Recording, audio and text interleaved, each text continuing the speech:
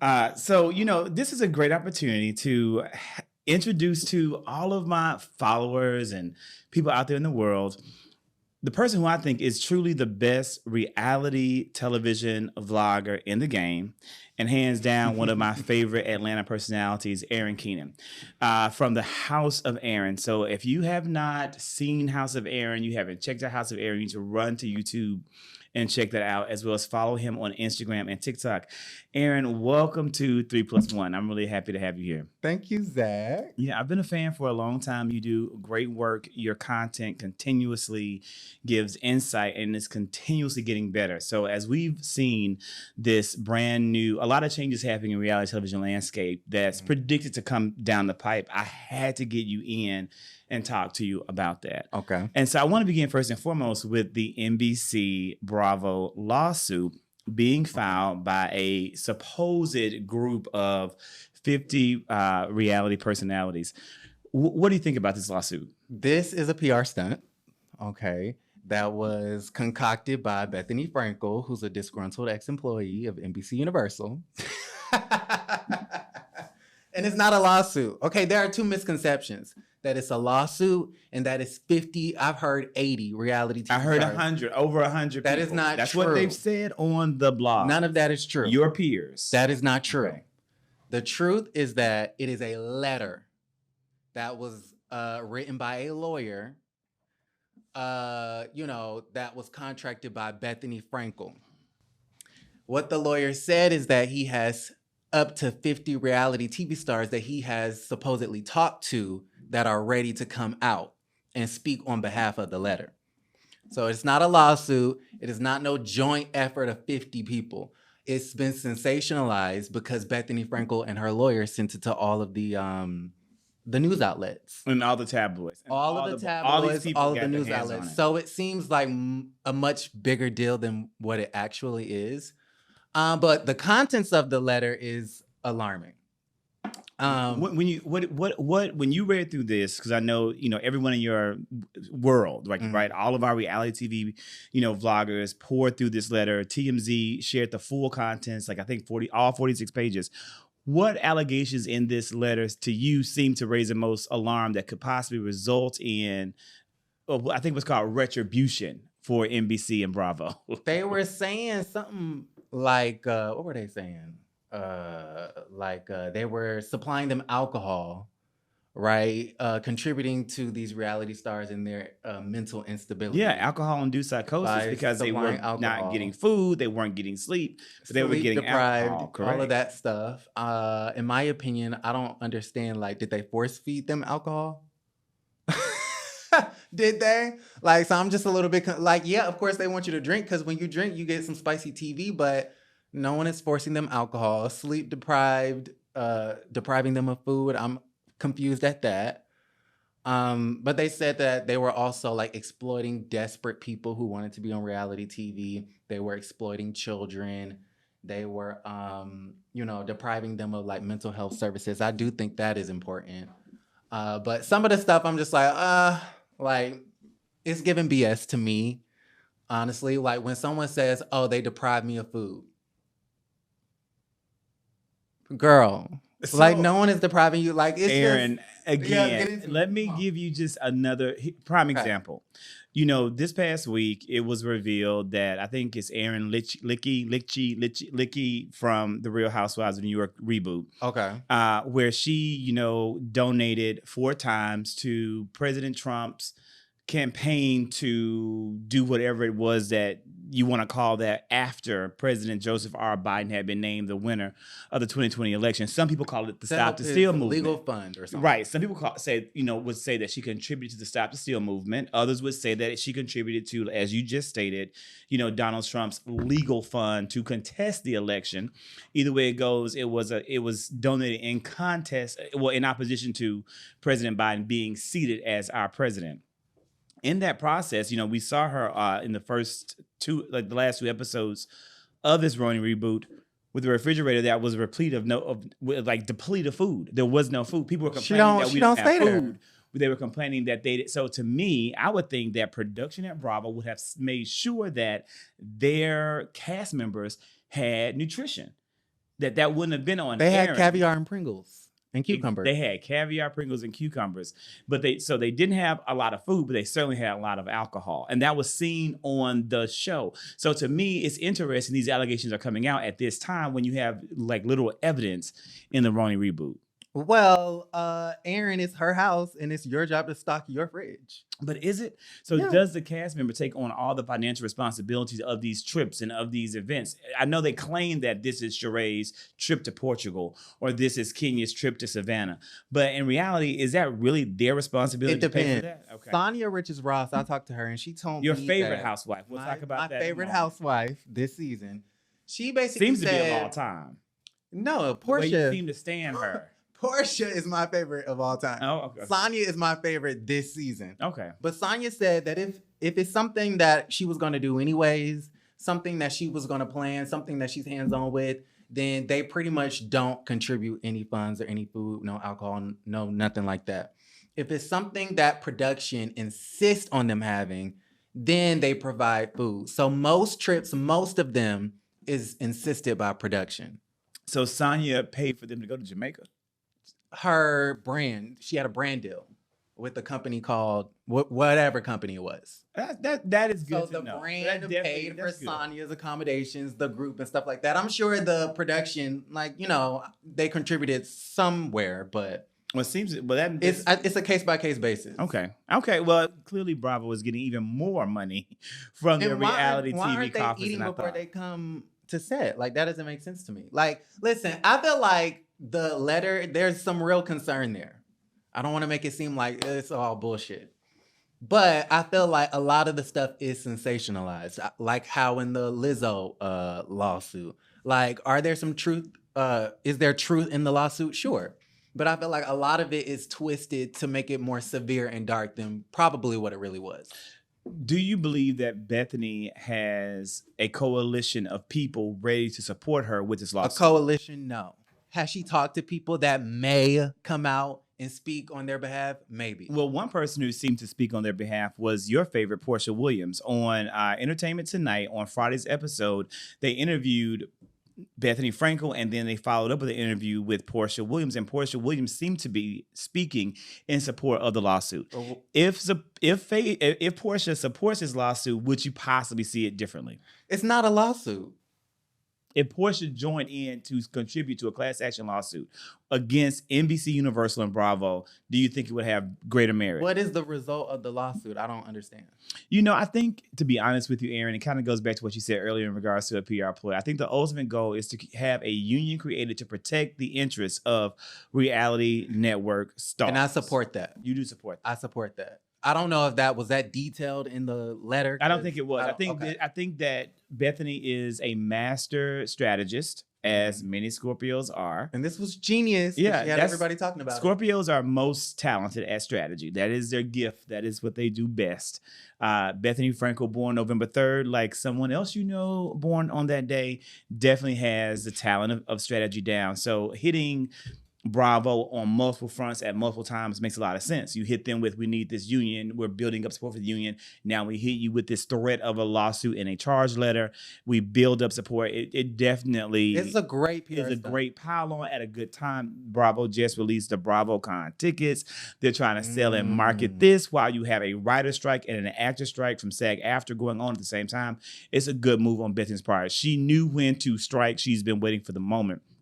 So I agree with that. I do think it's kind of somewhat of a PR stunt. But I also think that many people in the entertainment industry are underestimating the studios and underestimating the networks.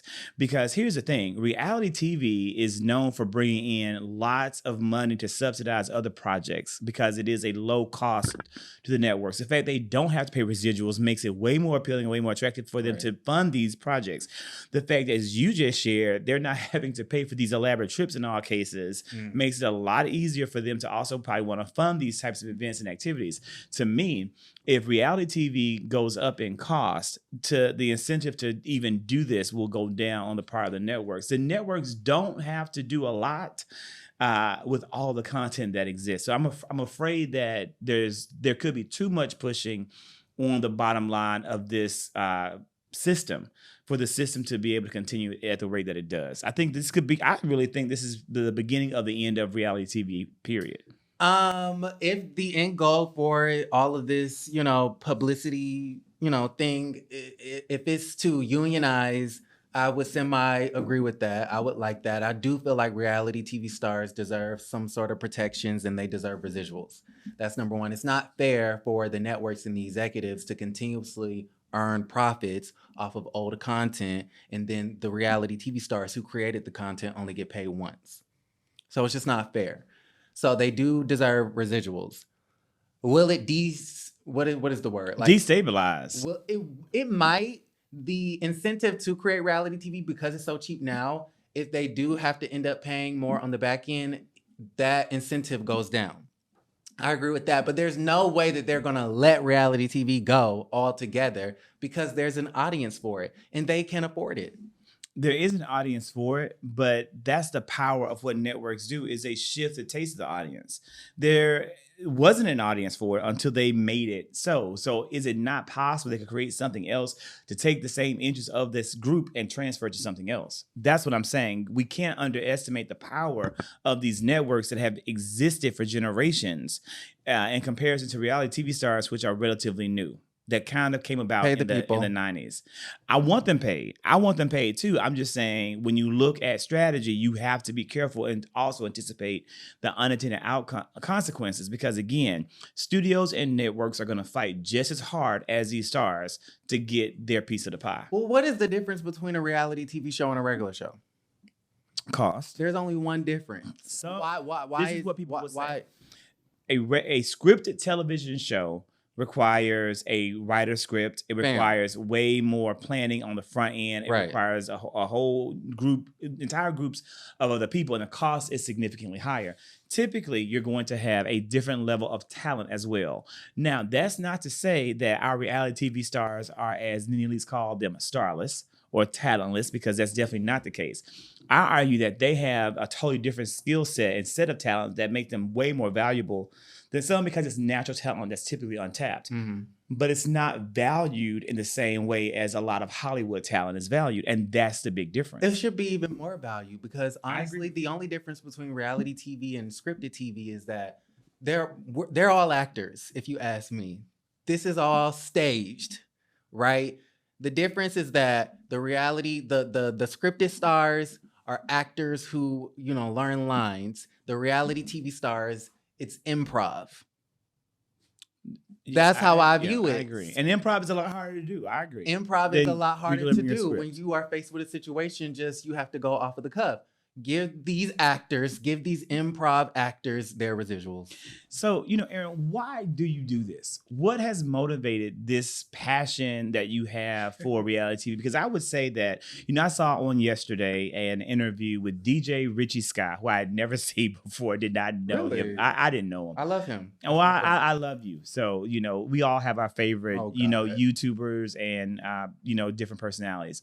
And so I saw this DJ Richie Scott on the Simone Sanders show on MSNBC, and and she was like, he's a pop culture expert. Mm-hmm. I think that you are a reality TV expert. I think that you are a certified bona fide reality TV expert.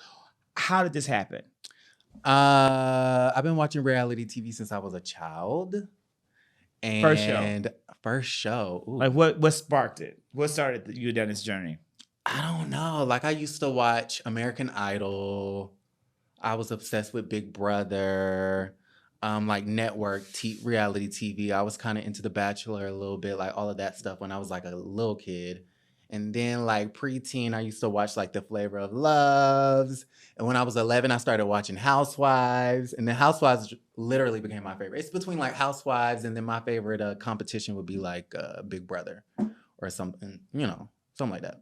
So, I don't know. I'm just obsessed with it. So you started like that makes a lot of sense. You're really young. What season of American Idol do you remember first? I remember Jordan Sparks. That's Jordan one I remember. Okay. I think I was like in 5th grade. Jordan Sparks was the beginning of your love with American Idol and this group. Did you watch the Big Brother? Did you watch last season where Taylor won? Yes. The whole season. Were you rooting for Taylor all along? Of course I was rooting. I root for everybody black. From everyone day one. Gay and everyone black. From day one. From day one. Okay. And I was so happy when they had the Black Alliance, the cookout. Was so happy. So obsessed with reality TV. Yes, Housewives is like my favorite. So I talk about Atlanta a lot, love Potomac, Beverly Hills, all of that stuff. So I love Taylor too. I would have been fine though if what was the guy with the glasses, the super geek, I don't know. who was an attorney I don't know. from Michigan. I don't remember. If Super Geek would have won, I would have been fine. Was he with that. black? No, he was a white guy. He was the white gay guy. Oh, he was like super smart, Yeah, and it was super like, geek, yeah. I would have been fine with him winning too because I really appreciated his strategy, his gameplay, and how he Was he gay? Yeah, Okay, yeah. When I watch Like a lot of TV, cats. that's what I look at. But I'm Taylor very was biased. my favorite from the beginning. I didn't think she was gonna win, but I was really glad that she did. So, and you also mentioned a Bachelor. Would you go on a Bachelor type reality show? Why not? To compete for a man? Yeah. No. I'm jealous. No. You wouldn't do it. Mm-mm. Even if it was like this I'm phenomenal, wealthy. If it was I'm like, not competing for no man. for Tim Cook. For Tim Cook? Tim Cook. Of the billionaire? Of the multi-billionaire Who was Tim that? Cook. Tim Cook is a Scorpio who is the CEO of Apple. Why would I don't know. I don't know. If I did, it would be for the experience because I don't think If Tim Cook is cute. launched out a call for, and he said his type was attractive black men who have great personalities, and I wouldn't rule it out. He wanted them to be over 6 feet tall, and he wanted them to be under 110 pounds, like you. Would you? Maybe. Okay. Maybe. Okay. But I'm not into Tim Cook and I'm not into competing for a man. So maybe no. you should give him a second glance. Okay. I mean, his money is attractive. Money will make people attractive. So Does money make people attractive to you? Sometimes it's attractive. Yes, it is. Would you go on a Bachelor like reality show and be the Bachelor? Where you get to do the picking and the choosing. Well, I get to do the picking and the choosing. That wouldn't be my first choice of a reality TV. No, of a reality TV show. No, because I feel like I don't like dumping people. I don't like sending people home. Like I'd rather be the one being sent home. I'm a victim. What would be the reality TV show of your choice? I like Martha's Vineyard, Summer House, Martha's Vineyard. An ensemble cast. A very safe show to be Very on. safe. I like Big Brother. I already have my character. I already have my character of who I would be on Big Brother. A confessional thug.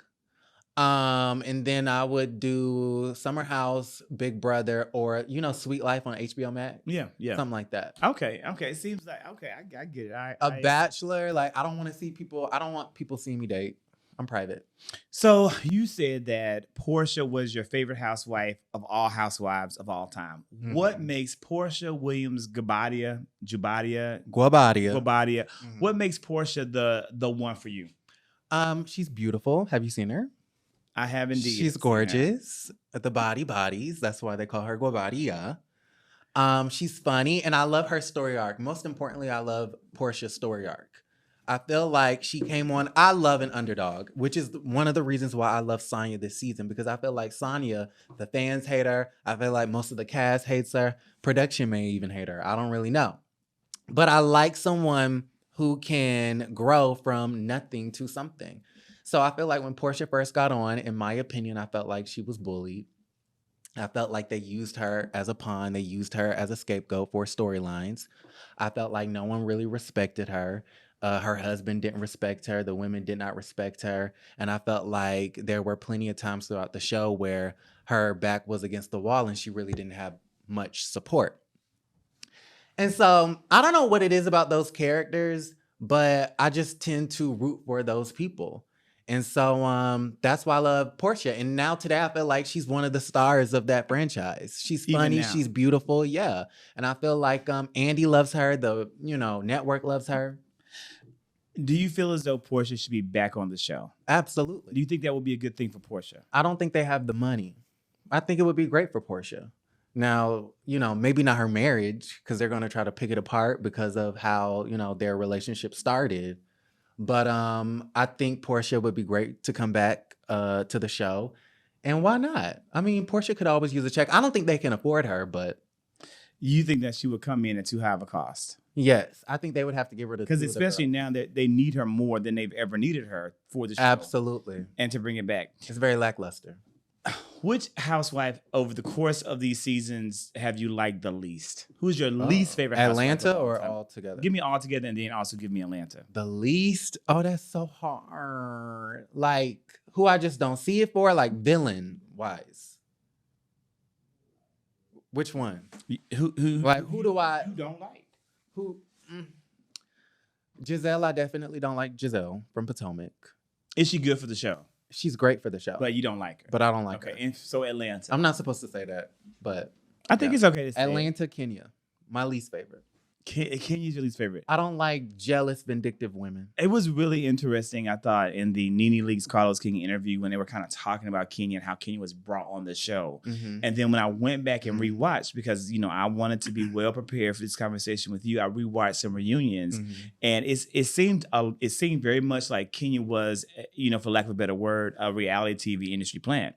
We're going to put you on this show to disrupt, and that's your job, to disrupt. And she disrupted for 2 seasons. So then we had to bring in another disruptor, and they brought in Claudia Jordan to help her with disruption, but it didn't go well because it was so obvious that Claudia was constantly trying to fight and cause dissension, and it didn't click like it did with Kenya.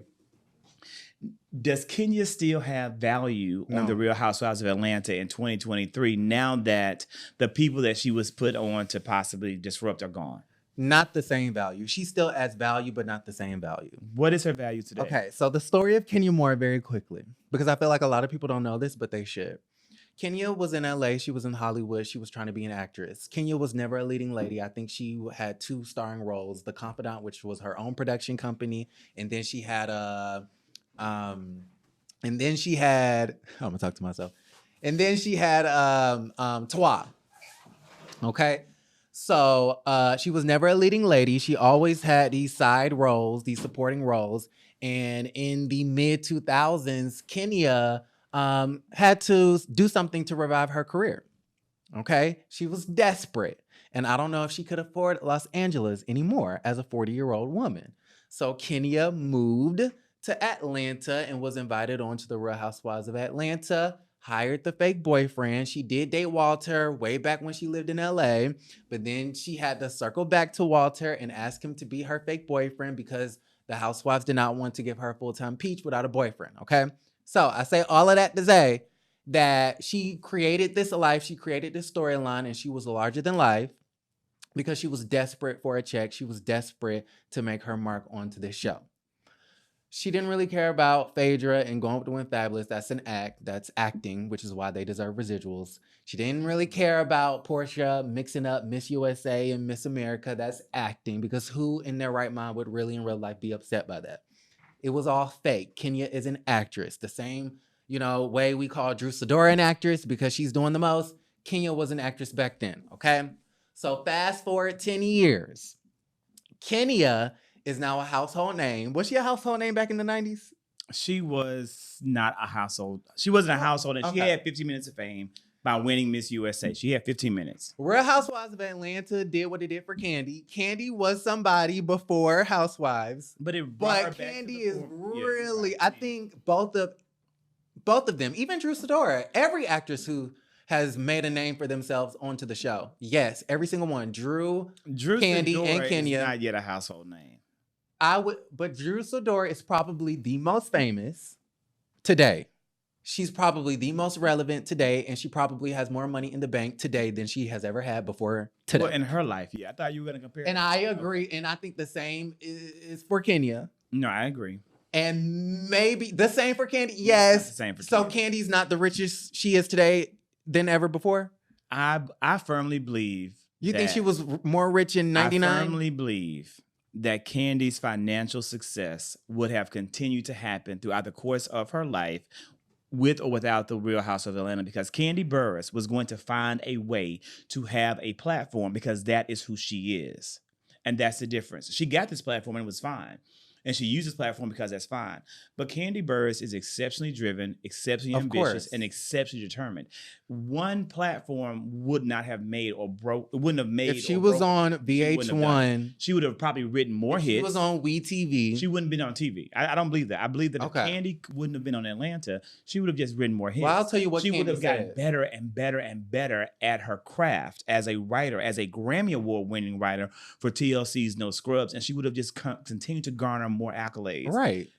I don't Housewives disagree with allow that. her to diversify her platform and spread and develop new talents, but her real talent of all is entrepreneurship, and I don't think anything could have stopped her wealth. And Bravo has, been very instrumental in her Of course, entrepreneurship. but my journey. argument is no matter what, she was going to find a way to get to where I she's at agree today. with that. I agree with that. Kandi herself, You've been pretty though, hard on Kandi. Kandi herself said that at one point in time, I don't know, you watched all the episodes. I do. When they was in Portugal, they were like, oh, you work too much. And she's like, I'm still building. And she said on multiple occasions, including in that dinner, I know what it feels like to have it all and then to kind of like not be as hot. That moment where she wasn't as hot was before Housewives. I give you that. I agree with that. Okay, so I'm not taking anything away from Kandi. She's a boss. She's everything. No Scrubs, Beyonce, TLC, Bills, whatever. She's everything. I agree. But this show has catapulted her into a stratosphere that she was not at. I agree with when you. she left Escape. We're not disagreeing with that. I'm just simply saying she was going to be there no matter now what. that She was Kandi, going to figure it out. now that Kandi has all her businesses, now that Kenya has all her businesses, now that they've been on the show for 10, 15 Kenya has years, businesses? Kenya has a salon and she has Kenya Moore Hair Care. Yes. Okay. Kenya has her child. And that's a business Yes. too. It can be. Kenya it has should her be. mansion after shouldn't be, renting but it's with the gonna white be. refrigerators Okay. for eons. Okay. They are comfortable. They are too comfortable. So to me, in my opinion, all Kenya and Kandi add is their name. Their name holds weight. But as far as what they're doing onto the show, they're not really doing that much. Kenya and thank is God we not- have Marlo. Kenya is possibly not working in the same way that Not desperate. other women may be working, right? I agree with that. Kenya may not be I don't know. I can't say that Kenya isn't working or that it's Kenya's fault because I don't know if I can trust production to be fair to Kenya and give Kenya the appropriate edits. I don't know. Kenya has always been a villain. Why do you have a problem with being a villain now? I'm not Because saying, you have your but money, is because that you're Kenya's desperate. fault, or is How that the Marlo- way that production is Marlo- portraying Kenya? I don't know. How But Marlo when is it comes acting to now. Kandi is giving you what she has given you from the beginning of this show until now, and it's great television, and she is doing what she is being paid to do. Kandi Burress is the target of multiple people on the show, as the star of the show should be, and she is handling that weight well. Now, she is not necessarily giving you the response that other people have given in the past. To me, she's given a response that's very appropriate to who she is as a woman and as someone who knows the industry probably a little bit better, who's more PR savvy than some. But I think that she's definitely delivering. So on the This interview, season, maybe Marla brought it out. if you want to give Marlo credit, you can. Of course. I have that's fine. When I saw your last interview with the LG Experience, Anthony the assistant. yeah, Anthony the assistant, the LG Experience, there were a lot of bombshells dropped. One of the biggest bombshells being that he feels as though Bravo is putting Kandi and Kenya on the chopping block. Do you agree with that statement? I don't know if they're on the chopping block. I don't think they should get rid of them because again, they add name recognition. That is their value onto the show. But they need to put them on notice, yes. On notice about what? You're not doing anything. Okay. Blink, breathe, do something. I think Kandi does a lot, but I think Kenya Not could be enough. doing more. But again, I want to be fair to Kenya. And I'm someone who has publicly stated that Kenya Moore is also my least favorite housewife of all time. Kenya Moore. I've never liked Kenya Moore as a personality. But I don't know if people are being fair to her when they say she's not working. I just feel like production controls a lot. And when you're making the price point that she is now requiring from this network, it's easy to scale her back, ice her out, and then marginalize her. Because we saw that they did that exact same thing to Lanithia Leaks when NeNe said they only wanted to give me 6 episodes because she was demanding such a high price point per episode. I just think that's kind of how Bravo does the black women maybe who you're built getting this too franchise. big for your britches. Writer's strike. Financial crises. Joe Biden's economy is not. Working the way. The Joe Biden economy is booming. That's a joke. I know. But, You threw it in. I I threw think one at Kandi- you when I Can- said you were 110 pounds. So you can attack President Biden, and it's okay. Kandi and Kenya should be embarrassed that Drew is sitting next to Andy and they're not. I don't even believe it. I don't give NeNe never sat in no seat that wasn't next to Andy. I think that may have been contractual. Well, it seems like y'all need to negotiate your contracts a little better. Well, I would be embarrassed that Drew Sidora, who I think Drew is she's a mess. She's a mess this season. And I personally, if I was Kenny or Kandi, would kind of feel a ways. I'm like, this girl is sitting next to Andy and I'm not.